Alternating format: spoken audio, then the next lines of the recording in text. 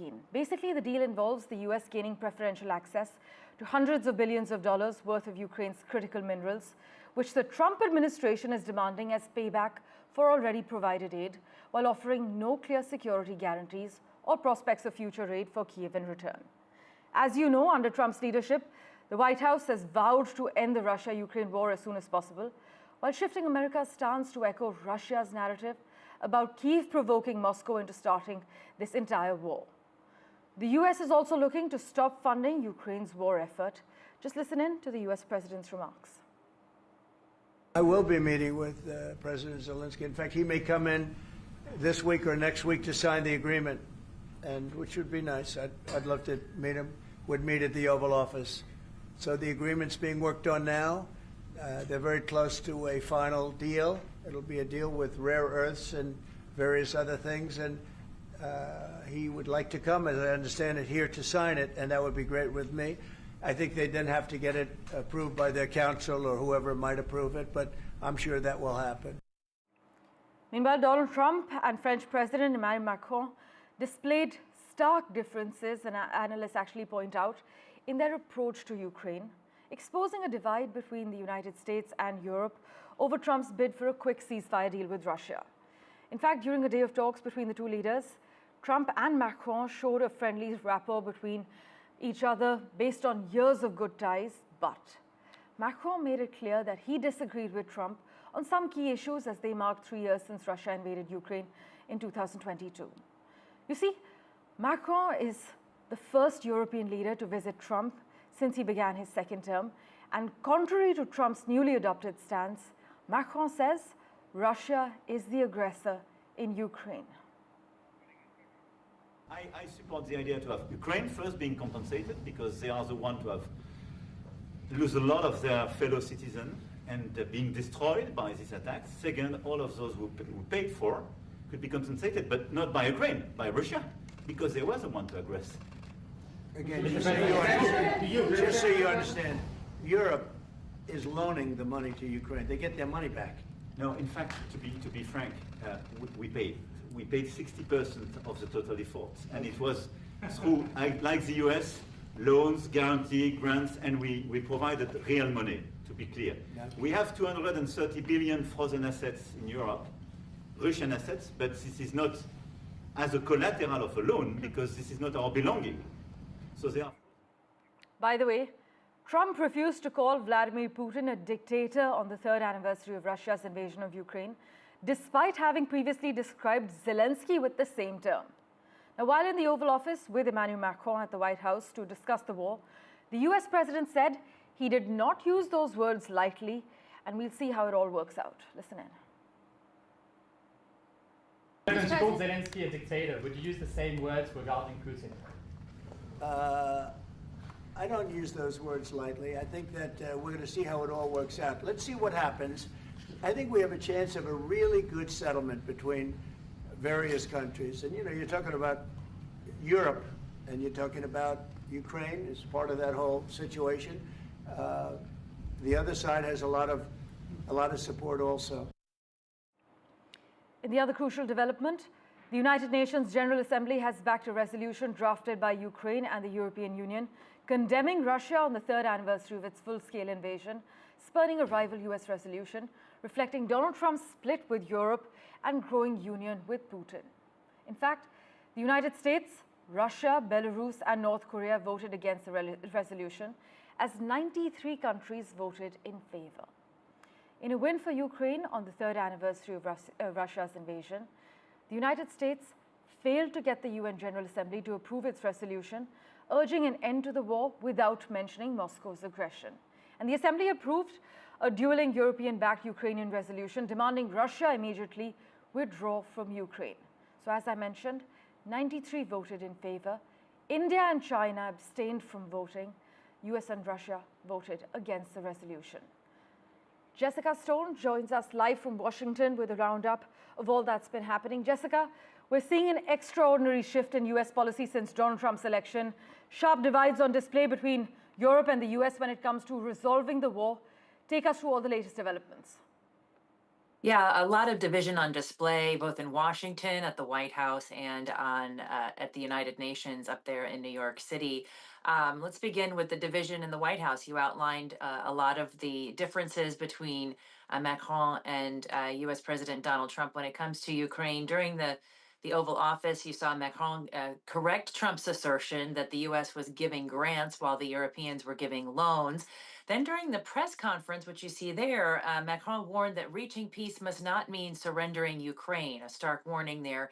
And again, emphasizing that he would call Russia the aggressor here. He also added that Europe must provide more security guarantees to Ukraine, which is certainly something that the White House is looking for. Then dueling drafts at the same time at the United Nations in New York City, many dueling drafts, not just the one in front of the General Assembly, but one in front of the UN Security Council later in the day, basically outlining two different approaches to this war and to what it is and what it is not. And the Europeans, again, emphasizing that Russia is the aggressor, the US not signing on to that version of events, instead opting for a clean version of just calling for an end to the war. And when pressed to justify that, particularly in light of the second vote at the UN Security Council, the United States said, we just want a clean version. We want to make sure that the war ends, and we want to start with something clean and narrow in terms of doing that. So definitely a different chapter in U.S. positioning when it comes to Ukraine. We'll see if this strategy works as we move through the talks. Jessica, as always, thank you so much for joining us with the lowdown. We will, of course, revert to you for regular updates. Meanwhile, the United Kingdom has imposed over 100 new sanctions directly targeting those who continue to aid the invasion. The European Union, too, hit Russia with a new set of sanctions. In fact, the EU has adopted the 16th sanctions package against Russia to further ramp up pressure on the aggressor, as they call Russia, and have further targeted sectors of the Russian economy, such as energy, trade, transport, infrastructure, as well as financial services. And China's President Xi Jinping affirmed his no-limits partnership in a phone call with the Russian President Vladimir Putin. China's state media is reporting this, further adding that the leaders held the talks as Donald Trump has pushed for a quick deal to end the Ukraine war, raising the prospect that Washington could draw a wedge between Xi and Putin to focus on competing with the world's second-largest economy. Let's switch tracks now. Well, days after his meeting with Bangladesh's Foreign Affairs Advisor Tauheed Hossain in Muscat, our External Affairs Minister Dr. Jaishankar has cautioned Bangladesh over its inconsistent outlook towards India, advising Dhaka to refrain from some of the ridiculous claims being made against India by leaders of the interim government. Dr. Jaishankar's caution comes amid Dhaka's increasingly hostile behavior towards New Delhi, and voicing his concern sternly, the foreign minister said Bangladesh must make up their mind right now on which direction they want their relationship with India to head. And further highlighting Dhaka's duplicity, our External Affairs Minister has said Bangladesh cannot say it wants good ties with India while blaming New Delhi at the same time for everything that goes wrong for them domestically. With that, let's turn our attention now to Canada. Well, latest steps to curb migration there are likely to have an adverse effect on tens of thousands of foreign students, including those from India. It will also negatively impact those who apply for work and resident permits. Canada has introduced big changes to its immigration regulations. In fact, the new Immigration and Refugee Protection Regulations, which came into effect on the 31st of January, authorize border officials to cancel temporary resident documents, such as electronic travel authorizations and temporary resident visas. So these changes will impact students, employees, and temporary resident visitors, many of whom are from India. And the amended rules would result in the cancellation of approximately 7,000 additional temporary resident visas, work permits, and study permits, according to reports. But you must note that this is no surprise because these changes are according to the rules that are in line with Canada's strategy to tighten immigration rules. And with that, let's turn our attention to the India-UK Free Trade Agreement negotiations. Well, India and the United Kingdom announced the resumption of negotiations, of the free trade agreement that had stalled for over 8 months following the elections in both countries. The ministers, however, declined to give a timeline as to when the negotiations would be completed and the FTA would be signed. But listen in to the reactions we have lined up for you. Both Jonathan and I have agreed to resume free trade agreement negotiations in a very, very cordial atmosphere and with great trust between the two governments, which was reflected in the meeting this morning. We will be able to make rapid progress to meet the collective aspirations for trade, investment, and the mutual prosperity of the people of United Kingdom and India. Friends, we have decided to build upon the strong groundwork that 14 previous rounds had developed a win-win for both our countries. India is a vital partner for the UK. We are lucky to already have such a strong relationship with India, of course underpinned by the living bridge between our countries, the 1.7 million people with Indian heritage who call the UK their home. Of course, what binds us together even further is our shared ambition through championing free and open trade and investment to drive jobs and growth across both of our countries. And a quick update from the United States. Donald Trump backed Elon Musk's demand that federal employees explain their recent accomplishments by the end of Monday or risk getting fired. Well, a lawsuit has been filed against this entire situation. Attorneys for the workers have said in a lawsuit that Musk violated the law with his weekend demand that federal employees explain their accomplishments or risk being fired. The suit has been filed by unions and advocacy groups. It alleges that the email violates laws regarding federal workforce and that the Office of Personnel Management, which sent the email, does not actually have the authority to make this demand. Jake Novak is with us, waiting patiently, live from New York at the moment. Jake, federal worker unions have sued Elon Musk over this demand that they justify their jobs. How do you see this playing out?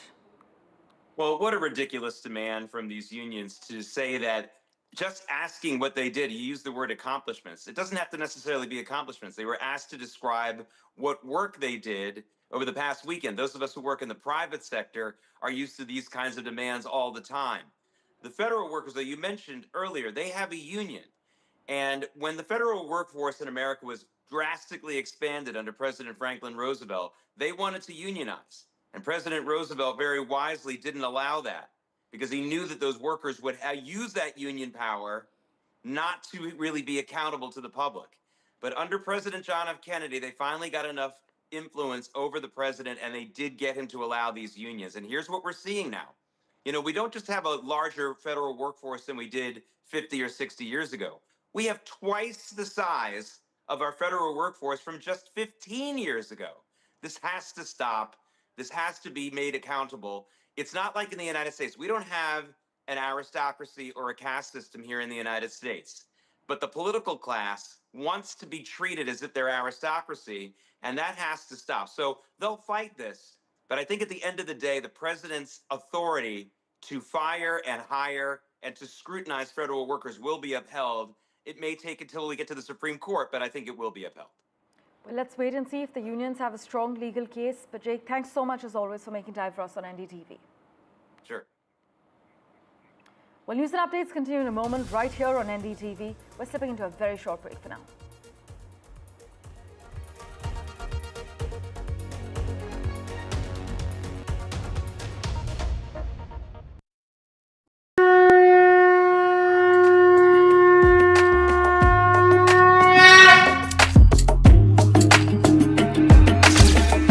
Mahakumbh, the festival of faith, the world's biggest spiritual festival, the divine dip at the spiritual Sangam, a sacred confluence of faith, culture and heritage. NDTV's mega coverage of the Mega Fest. NDTV at Mahakumbh 2025.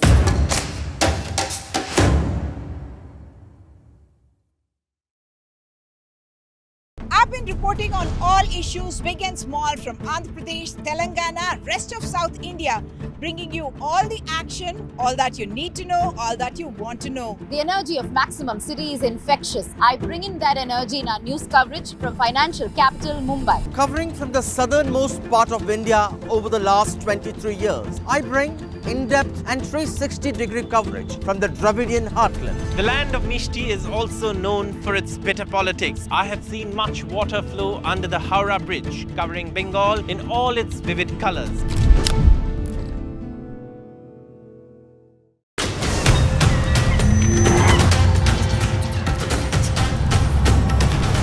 Kumbh is the flow of the rivers, the direction of the stars, and the memory of the urn full of nectar. I'm here to tell you the story of Kumbh. Watch Mahakumbh Tales with me, Amish Tripathi, only on NDTV.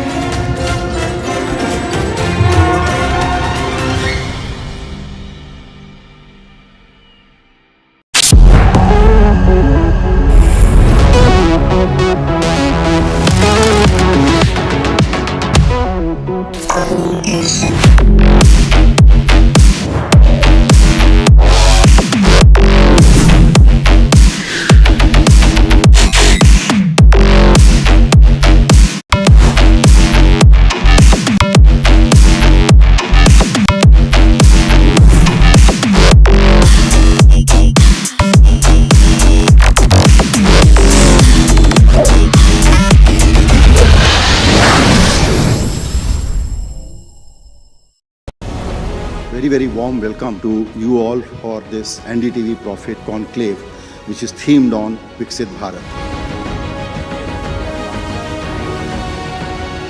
American president talks about making America great again, and when Prime Minister Modi talks about Viksit Bharat, in a way is talking about making India great again. India needs to diversify its sources of capital. Deployment of the grassroots level will be done by manufacturing. You can't truly become a developed nation unless we take every segment of the society in our economic development journey. This is also another element of blueprint for Viksit Bharat. The NDTV Profit Conclave 2025, the blueprint for Viksit Bharat, only on the NDTV network.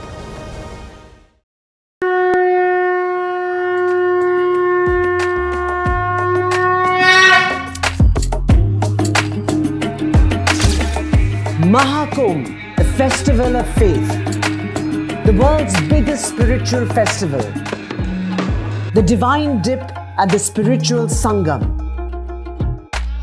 a sacred confluence of faith, culture and heritage. NDTV's mega coverage of the Mega Fest. NDTV at Mahakumbh 2025.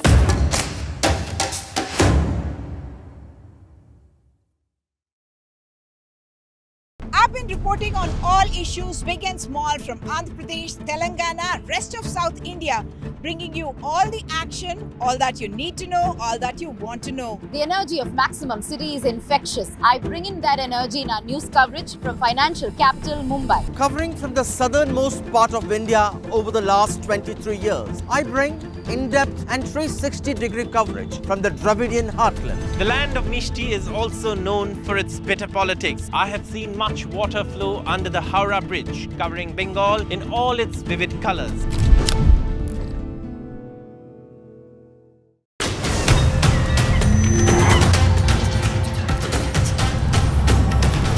Kumbh is the flow of the rivers, the direction of the stars, and the memory of the urn full of nectar. I'm here to tell you the story of Kumbh. Watch Mahakumbh Tales with me, Amish Tripathi, only on NDTV.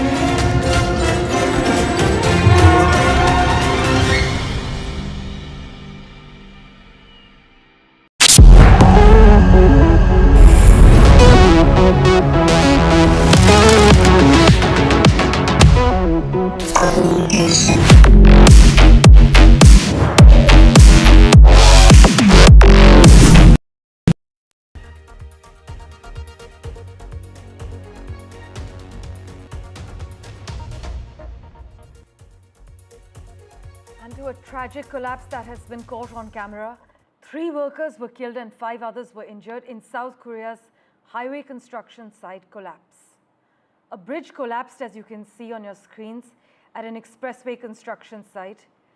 The National Fire Agency said it has issued an order mobilizing firefighters to search for people missing in this accident, being reported from South Korea.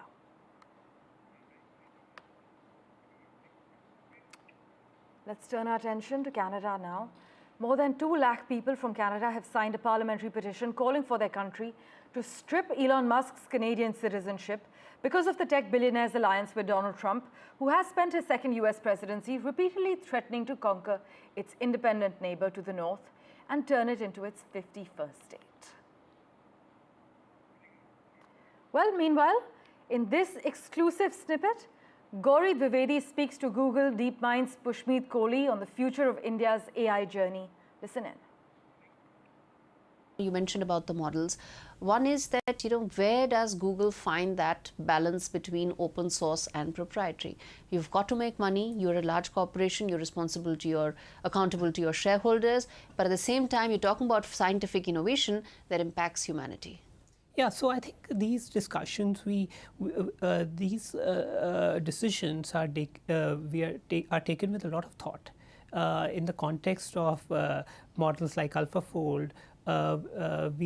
The decision was taken that this technology, if we share it with the world, that will be the thing that maximizes the impact of that technology. So AlphaFold 2 has been completely sort of open sourced in terms of its weights. The AlphaFold database has been used by 190 countries and scientists, 2.7 million scientists across the world.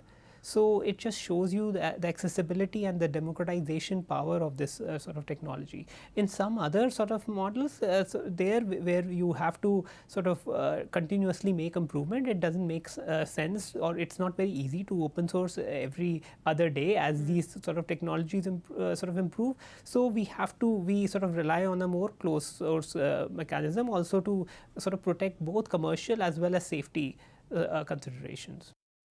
As always, we'll keep tracking the latest updates for you. Do stay tuned.